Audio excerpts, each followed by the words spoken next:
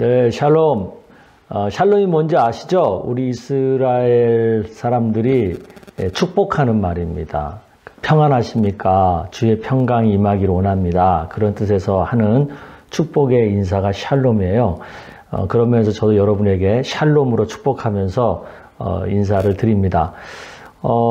지난 시간까지는 저희가 바른 믿음에 대해서 말씀을 드렸죠. 저희 교회 비전이 첫 번째가 바른 믿음, 두 번째가 풍성한 삶, 세 번째가 삼색 선교인데, 이제 오늘부터는 이제 두 번째 풍성한 삶에 대해서 생각을 해보려고 합니다. 여러분, 풍성한 삶 그러면은 제일 먼저 떠오르는 게 무엇인가요? 아마 대부분은 부요한 삶, 넉넉한 삶, 그것을 떠올릴 것 같아요. 물론 뭐 그것도 풍성한 삶의 일부이죠. 근데 성경에서 우리가 풍성하다, 풍성한 삶이다 할 때는 영적인 것과 육적인 모든 것들을 다 포함하고 있는 개념입니다. 그러면 성경은 이 풍성한 삶의 어떤 근거, 어떤 기초를 뭐라고 말하는가라고 생각해 볼 때 그것은 사랑입니다. 사랑. 하나님이 사랑이시잖아요. 그리고 또 하나님은 우리를 사랑하셨잖아요. 그리고 또 하나님은 우리에게 서로 사랑하며 살기를 기대하시잖아요. 그래서 우리가 사랑하며 살게 되면 얻는 게 뭐겠어요? 그게 행복이죠. 그러니까 풍성한 삶, 그것은 행복을 풍성하게 누리는 것을 의미한다. 그렇게 이해하시면 되겠습니다. 그러면 우리가 사랑하며 살아야 되는데요. 사랑의 대상은 여러 가지가 있겠죠. 근데 성경에서 기본적으로 중요하게 생각하는 대상은 크게 세 가지입니다. 먼저 하나님을 사랑하고, 그 다음에 두 번째는 나 자신을 사랑하고, 그리고 나를 사랑한 것처럼 또 이웃을 사랑하고, 우리는 이웃에 대해서는 이제 공동체라고 또 확장해서 생각해 볼 수 있겠죠. 그렇게 해서 크게 우리는 하나님 사랑, 그 다음에 나 자신에 대한 사랑, 그리고 공동체, 이웃에 대한 사랑, 이 세 가지 대상을 향한 사랑을 제대로 잘 하면서 살 때 우리가 풍성한 삶, 행복이 풍성한 그런 삶을 살게 되는 것입니다. 그런 면에서 저희 교회는 이러한 풍성한 삶을 여러분들에게 잘 가르쳐 드리고 또 그렇게 잘 살아갈 수 있도록 적극 격려해 드리는 그런 일들을 굉장히 중요한 가치로 생각을 하고 있습니다. 그래서 오늘은 그 풍성한 삶 중에서 첫 번째 사랑의 대상인 하나님 사랑하는 것에 대한 것을 생각을 해보려고 합니다. 하나님을 사랑한다라고 말할 때 우리가 하나님을 어떻게 사랑할 수 있을까요? 하나님을 향하여 어떻게 하는 것이 하나님에 대한 사랑을 우리가 표현하는 것이 될 수 있을까요? 크게 성경에서 하나님을 사랑하는 방법은 세 가지로 정리해 볼 수 있습니다. 그것은 첫 번째가 하나님을 영화롭게 해드리는 예배. 그리고 두 번째가 하나님과 개인적으로 친밀하게 교제하는, 대화하는 기도. 그리고 또 세 번째는 구체적으로 하나님을 사랑하기 때문에 하나님 말씀대로 따르는 그런 삶, 하나님 말씀에 순종하는 삶, 그렇게 세 가지로 우리가 하나님을 사랑하는 그런 방법을 가질 수 있겠죠. 그래서 오늘은 이 세 가지에 대해서 여러분과 한번 생각을 해보려고 하는데요. 자, 여러분 교재에 보시면 굉장히 잘 이렇게 설명되어 있어요. 그래서 교재를 보시면서 제 얘기를 들으면 되겠습니다. 그래서 우리는 하나님 사랑하는 법을 굉장히 중요한 가치로 생각하기 때문에 제가 평상시에 우리 성도님들에게 강조하는 게 있죠. 삼색신앙, 예배신앙, 말씀신앙, 기도신앙. 이 삼색신앙이 곧 하나님을 사랑하는 신앙이에요. 그래서 우리 교회가 강조하는 삼색신앙은 곧 하나님을 사랑하는 것을 강조하는 것이다. 그렇게 이해하시면 될 것 같습니다. 자, 먼저 그러면 예배신앙, 하나님을 영화롭게 하는 예배신앙에 대한 말씀을 좀 해볼게요. 예배. 이 예배는 우리는 크게 세 가지를 말할 수 있어요. 개인 예배.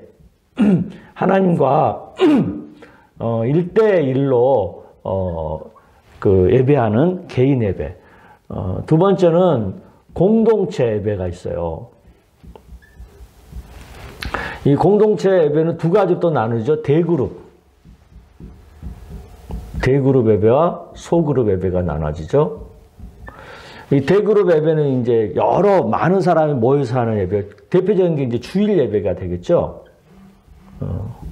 그래서 소그룹 예배는 두세 사람 이상 모여서 하는 예배가 되겠죠. 이게 이제 가정교회 예배가 되겠죠.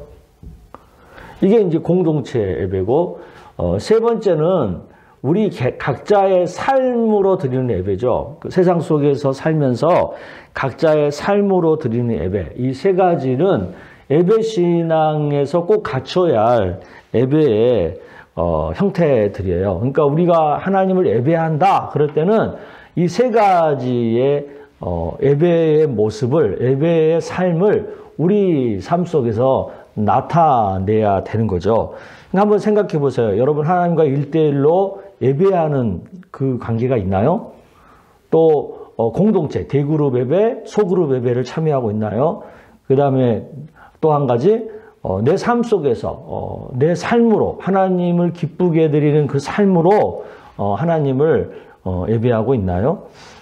내가 이런 예배가 내 삶 속에, 내 예배 생활 속에 있는지를 한번 깊이 생각을 해 보셨으면 좋을 것 같아요. 그래서 무엇보다도 우리의 삶의 우선순위가 뭐냐라고 말할 때 예배가 우선순위예요. 그러니까 하루를 시작하면서 개인적으로 하나님과 1대1로 예배를 먼저 드리고, 또 어떤 중요한 일을 앞두고 먼저 또 하나님 앞에 예배 드리고, 또 내 생활 중에서도 무엇이 하나님을 기쁘시게 하는 걸까?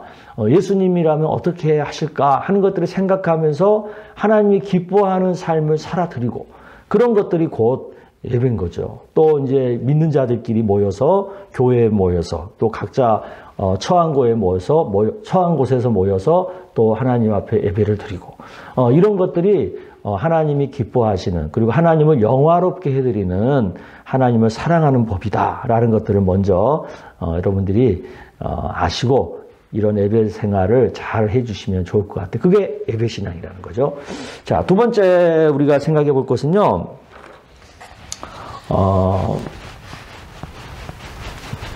기도 신앙이에요. 기도 신앙.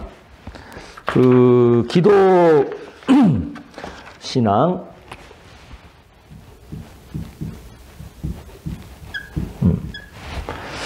이 기도는요, 하나님과 교제하는 거거든요. 교제하는 거. 하나님께서 우리 인간을 창조하신 가장 큰 이유 중에 하나가 우리와 교제하기 위해서 우리를 창조하신 거거든요. 그래서 우리는 기도를 통해서 하나님과 친밀한 교제를 하는 거예요. 그럼 교제를 하는 것의 가장 기본이 뭐겠어요? 대화죠. 하나님과 대화하는 거. 대화가 뭡니까? 일방적으로 혼자 막 이렇게 떠드는 게 대화입니까? 그게 아니잖아요. 주거니 받거니. 하나님이 우리에게 얘기하시고, 또 우리도 하나님께 얘기하고, 주거니 받거니 하는 것이 대화잖아요. 우리들이 이 기도를 좀 이렇게 많이 잘못하고 있는 기도들이 있죠. 오늘 이 책에도 보면 기도에 대한 오해들이 나오고 있는데, 우리는 기도를 무슨 이렇게 지성을 드리는 것 같은, 또 내가 필요로 하는 것을 일방적으로 구하는 것으로, 그런 식으로 이렇게 이해를 하고 또 기도를 그런 식으로 하는 분들이 많으세요. 근데 그것은 다른 어떤 종교들, 불교라든가 또 뭐 샤머니즘 같은 거 이런 데서 하는 기도의 방법이지 우리 기독교에서 말하는 하나님이 우리에게 기대하시는 기도는요 그런 게 아니에요. 우리 하나님이 기대하신 기도는 뭐냐면 우리가 하나님과 교제하는 거예요. 더 가깝게 친밀하게 교제하는 거예요. 우리의 마음을 하나님께 알려드리고 또 하나님의 생각을 우리가 또 듣고 이게 하나님이 기대하시는 기도다. 그래서 우리는 이런 기도를 좀 배워야 되고 이런 기도를 연습하고 훈련할 필요가 있어요. 근데 우리는 일방적으로 내 얘기만 막 하나님 앞에 하고 그냥 많은 그런 기도 생활을 너무나 많이 하고 있고 자주 하고 있거든요. 근데 우리가 좀 이렇게 하나님 앞에 말씀도 드릴 뿐만 아니라 또 하나님의 음성도 들을 줄 아는 이런 기도를 좀 많이 연습하고 훈련할 필요가 있어요. 그래서 기도 시간을 통해서 하나님이 멀리 계신 분이 아니라 하나님이 너무나 나와 가까이 계시는 분으로 느낄 수 있는, 영적으로 느낄 수 있는 그런 기도가 우리에게 필요하다. 그런 말씀을 드리고 싶습니다. 이 기도에 대한 좀 더 구체적인 것을 알고 싶으시다면 제가 하는 성경 공부 중에 기도에 대한 성경 공부 과정이 있거든요. 그때 꼭 신청하셔서 이 기도를 좀 더 구체적으로 배우시면 기도 생활에 많은 유익을 얻으실 거라고 생각을 합니다. 그 다음에 이제 세 번째가 말씀 신앙이죠. 말씀 신앙.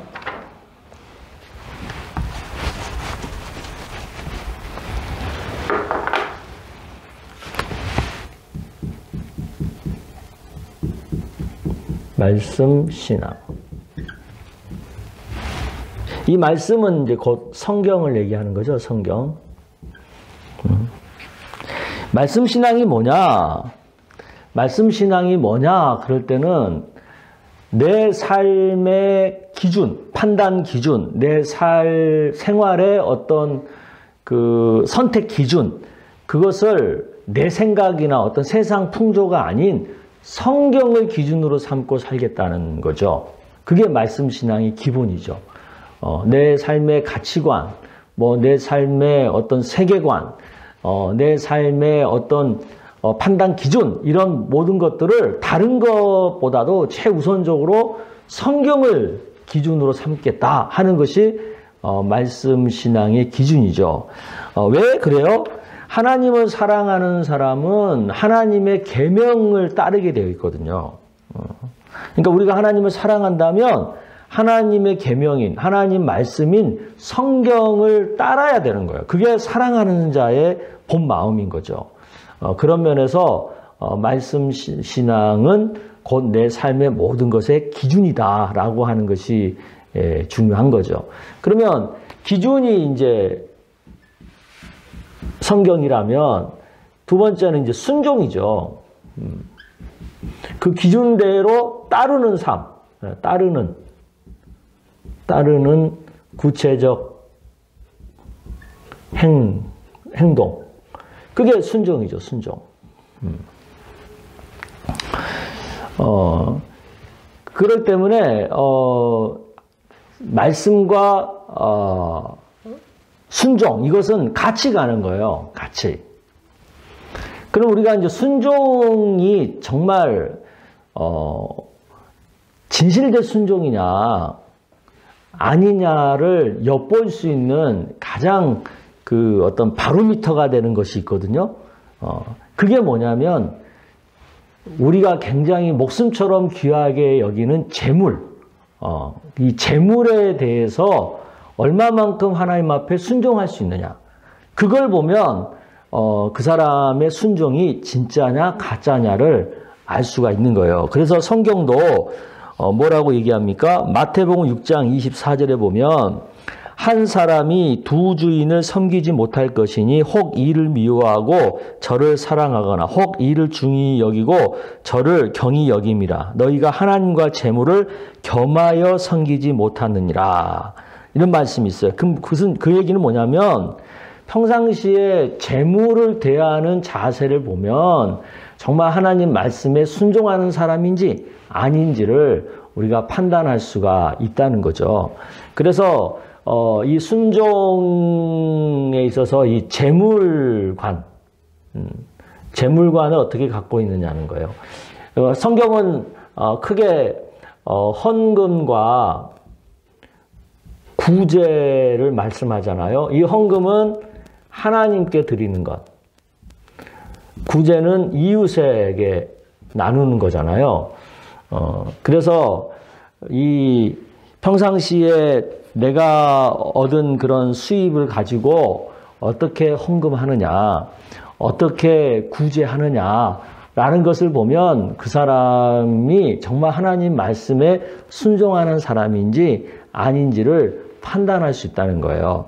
그래서 교회에서 헌금을 이렇게 강조하고 또 이웃을 향한 나눔을 강조하는 이유가 바로 여기에 있는 거예요. 그러니까 얼마나 진짜 사랑하느냐를 나타내 보이는 것에 대한 바로미터가 되는 거니까.